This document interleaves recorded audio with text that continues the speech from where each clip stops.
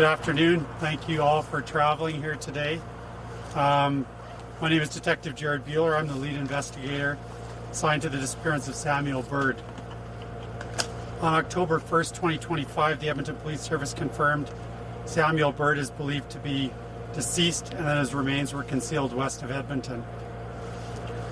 The investigation has since identified compelling information which has directed our search to this area, centered at the Carrot Creek Junction in the Yellowhead Corridor.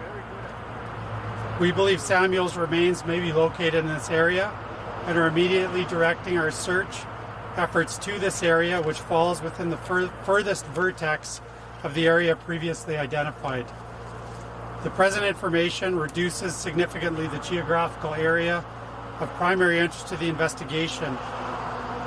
We hope bringing this area to the attention of the public will assist in the continuing effort to locate Samuel. It remains our belief that Samuel will be located in close proximity to an area accessible to vehicles. We believe Samuel will be located on land and tend to believe this will be in a wooded area offering concealment to the offender or offenders. We believe efforts were made to conceal Samuel's body from discovery, but that little time was available to the offender or offenders to do so. As previously stated, research into offender behavior indicates offenders will seek locations outside of the sightline of occupied locations, but still accessible in darkness. The disposal area will typically be within 50 to 100 feet of roadway or trail, with the body being covered with local debris. I note that there are relatively few vehicle exits along the Yellowhead corridor in this area and believe the offender or offenders would unlikely to have traveled a significant distance from Yellowhead Trail prior to disposing of Samuel's body. We urge all landowners and users within this corridor and the surrounding areas in the time that remains before winter to search your properties and any adjacent areas of interest. The Edmonton Police Service remains steadfast in our mission to return Samuel to his family and community and to hold those persons responsible for his disappearance and death accountable. I'll take any questions. Can you tell us anything about what led to you being able to identify this more specific area? I can't get into details on that other than to say that it's a number of pieces of information that have come together in the last week that have caused us to focus on this particular spot. So you're asking the public and landowners to look. Can you tell us what police searchers are doing or what's involved in the more official search right now?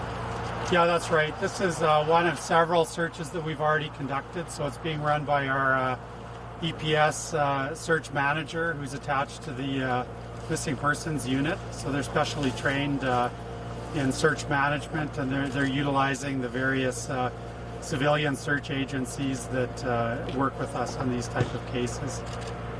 What is the relationship or the cooperation like with the family right now as you're searching this area? It's good. How wide an area is the police officially going to be searching? How wide an area? Sorry, I got two questions coming at me here I'll start here and then I'll come to you. I'm sorry, how wide an area will the official search be, and how wide an area are you looking for landowners to search within this area? Yeah, I'm not going to speak to the specific parameters of the search right now, other than to say it's centered here at Carrot Creek Junction, but for investigative reasons, we're not going to discuss the exact parameters right now.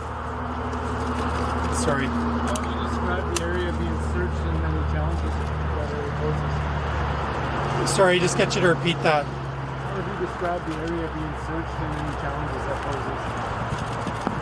Well, as you can see, this area is kind of mixed agricultural, but there is a lot of forested land.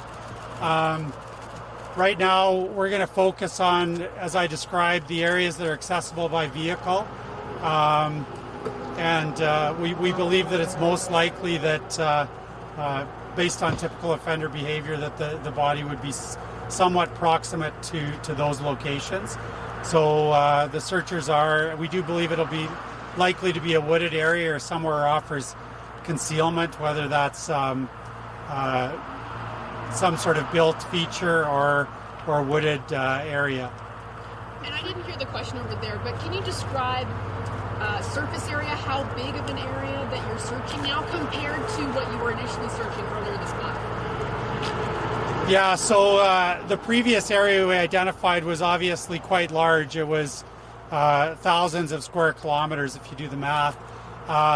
This particular area is much smaller, and I'm not going to speak to exactly what our area of interest is, other than it's centered roughly here at Carrot Creek Junction. And I saw an RCMP officer earlier. What other organizations are you working with on this search? My search manager would be in a better position to use the proper acronyms and names, but I'll just say a variety of civilian search agencies are involved in this. We have our EPS cadaver dog out today working with us. I believe there's a number of civilian canines that are trained in human searches as well. So you've mentioned canines. What other resources are going into this? Drones, thermal, anything that you could specify with us? Yeah, I believe we have some drones up today as well, but the primary search is going to be just boots on the ground, land searchers. We believe we're looking for remains at this point, and so that really requires close-up and experienced searchers who are trained in detection of human remains. Is there any collaboration with the RCMP of this area who kind of like knows what's going on around here? Or? Yeah, we've spoken to the local detachments. Obviously, Paul Band Search and Rescue has been out here doing their own search for quite some time and knows the area well. So at this point, given the sort of the critical stage we're in right now, we want our own resources, our own canines, and the agencies we normally work with to do the first pass of that. But as we move forward here, this is kind of, we had some resources out yesterday, but this is the first day we've had the full package out. We want to get through the areas of most significant interest first, and then we're gonna chat with the families teams as we move forward here and decide what the best path forward is for that. You mentioned a critical point. What does that mean? Well, we have some areas of we've done our sort of due diligence on what the layout is here within the parameters that I've talked about. I'm not going to discuss the exact locations, but we have high priority areas right now, and obviously we'll move to lower priority areas as we progress. But it's important to remember this is still a huge area. We're looking for still a needle in a smaller haystack than we were before. So there's no guarantees, but right now this is the best we've got. We're working with the best information we've had to date, and time is limited, so we're going to give it our best shot right now. And you mentioned this came together rather quickly here. Sorry, I'm going to start here. I just have two questions. So for one, can you just give us a refresher as to what Samuel was last wearing for those that are watching from around the province and around the world, just so that when they get out to the ground, especially with volunteers, when they help out in the search, what are they looking for in terms of Samuel's last items of clothing? Yeah, at this point there have been some items of clothing that have been discussed publicly, but I'm not prepared to discuss the particulars of exactly what he was wearing at the time he was last seen. And my Sorry, final can you question, face the camera a little more? Sorry, I was... Sorry, no. My final question for you, Detective, is, with how big this has gotten with the search behind Samuel Bird, in terms of all of this, do you believe that the Edmonton Police Service, alongside the RCMP, after this is all said and done, will this now increase the searches for those that are missing, for First Nations, Métis, Indigenous, and Inuit across the province here in Alberta? That's a big question. Every single missing person case, whether it's an Indigenous person or otherwise, is unique. Every investigation is unique. I believe that every individual, whether Indigenous or otherwise, the investigation and the search should be handled exactly the same way. A life is a life. Every case has to be investigated with the information, the facts that we have. I've already said the search effort that was undertaken by Sam's family is unprecedented. It's been massive. They've been searching for the needle in a haystack, and you can only stand back in awe and respect what they've done. You know, everyone hopes for a miracle. The police unfortunately can't undertake a search that massive without more specific information. We believe we have information that enables us to search this area in this case for Samuel, and that's what we're going to do. I can't speak to the broader issues of missing and murdered Indigenous people and what the police approach should be in those cases, other than to say that every life matters, Indigenous or otherwise, and that every investigation should be undertaken with the utmost seriousness and the utmost effort to find that individual. And you've mentioned that this has come together rather quickly here. We've obviously driven an hour and a half out of town to be here. Just talk about how that tip or multiple tips have kind of changed things and the information that you're getting, because you've mentioned that this is your best lead right now. Literally, it's like doing a puzzle. Sometimes you don't know the piece you're looking for until other pieces fall into place around it, and that's what's unfolded this week. Yesterday we were further down the road than we were today, and just our information and analysis with recent information brought us here. As I said, it was compelling. It was compelling enough to immediately send our canine to this location from the other location. And this is worth our best shot now. Sorry, is it fair to say then that it's within the past 24 hours that you received changing information? Literally, yes. And I missed it at the beginning. What changed to bring you here? Just the totality of evidence and our understanding of the evidence. You know, to use the puzzle analogy again, you've got all these pieces on the table, and as you work through it, you don't always know what you're looking for and where, right? And so yesterday, well, actually over the course of the last 5 days, let's say, several pieces have fallen into place, which helped us understand the big picture a little bit better. And that's what's brought us here. That's about all I can say at this point. Are those pieces tips from the public? That's it. That's part of it. There's several things that have just aligned in the last 5 days.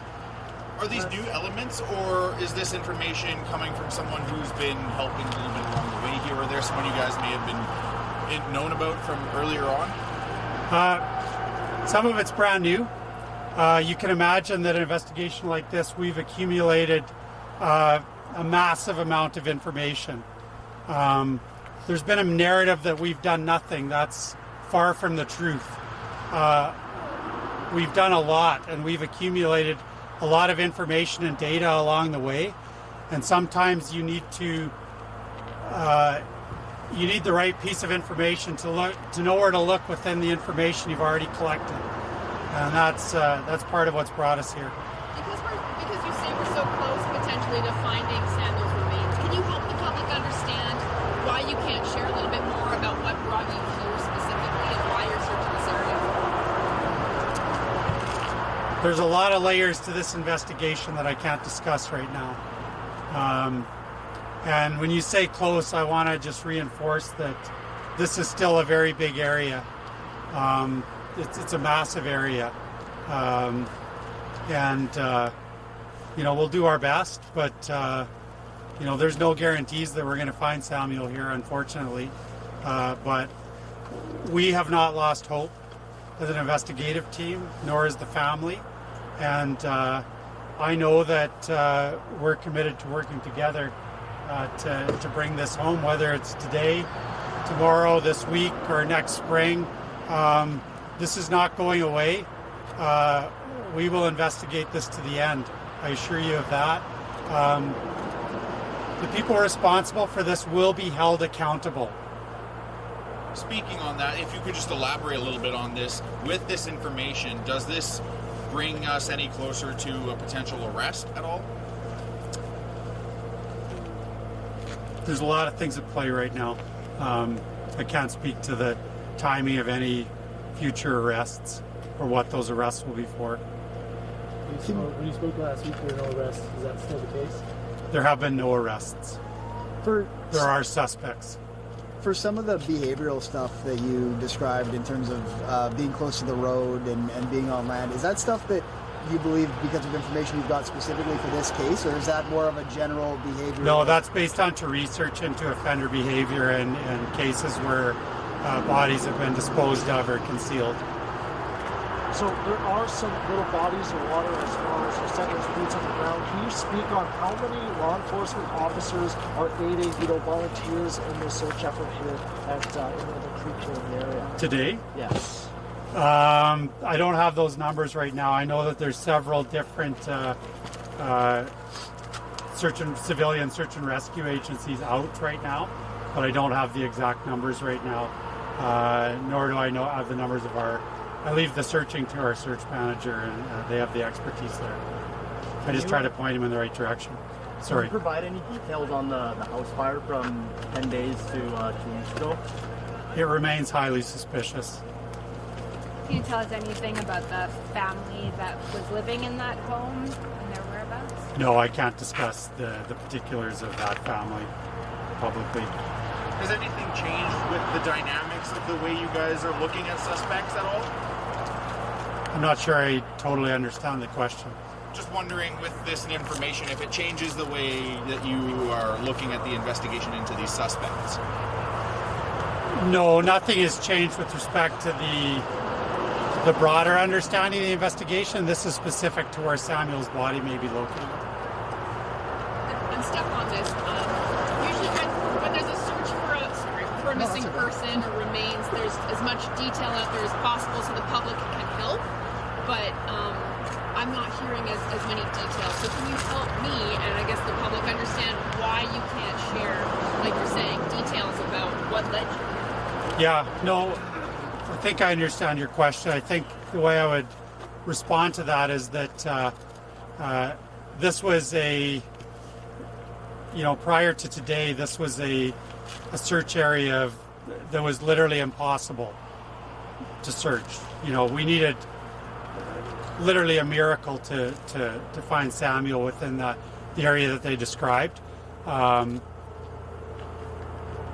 this point, this is a far more manageable search for us and for the not necessarily professional searchers, but the trained searchers that we use in a forensic search of this nature. So, no offense to the people who have been out there, beating the bush up to this point, but we want to take the first crack at this with the pros, and so that we can take all the necessary forensic precautions if we are successful. If we're not successful, then we fully expect that, the more boots on the ground, the better.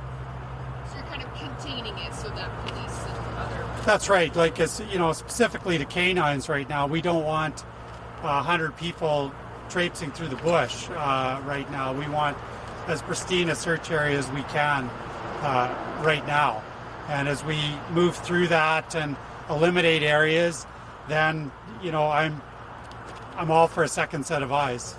We're looking for, potentially very small items. Unfortunately, it may be bones at this point. And why do you say that? Given the time that's passed, it's been 4 months through the summer, and unfortunately, that's just the science of it. With this new information, you guys have obviously honed in your search. Does this rule out any other areas that you guys have highlighted at all? Not at all. No. I said may, and may means may. You know, I'm not saying we've got it right today, but I'm saying this is the best information we've had to date. So if we're unsuccessful here, we'll move on to the next. The investigation continues regardless of what happens today. Does this area have any landowners, farmers, anything of the like in the area that you guys are working with or have had to reach out to at all? We haven't had time to make those contacts just yet, but as we progress, that's a probability that we will. And that's what we're appealing to those people. They know their land better than anybody, and they know what's you know, should be there and what shouldn't be there. You know, if there's a pile of brush, a pile of wood that's not normally there, that's significant. We're not going to be able to tell that it's out of place. They will be able to tell. Local knowledge. So, and we obviously can't go any further into this area. Can you describe what is exactly behind us that we can't see here? I haven't been in there myself, so I really can't, other than what you can see on an overhead map. There's, as I mentioned, there's definitely areas that are quite wooded, but especially to the north of the freeway, to the south, I believe there's some more open space, maybe some agricultural land. But it's a bit of a mixed bag. But you know, as you can see, there's a gravel road that runs into the bush here. There's other points like that, and those are exactly the type of features that we're looking for. We believe that, you know, whoever this was traveled from Edmonton, and they traveled a fair distance. This is the furthest point we essentially thought was still in play. And but they're going to look to get off the main road. They're going to look for a place that offers them the concealment that they need. And those are the places we're focusing our search on right now. So I have to ask, because you keep referring back to the suspects, right? In a lot of cases, suspects. Or suspects, correction.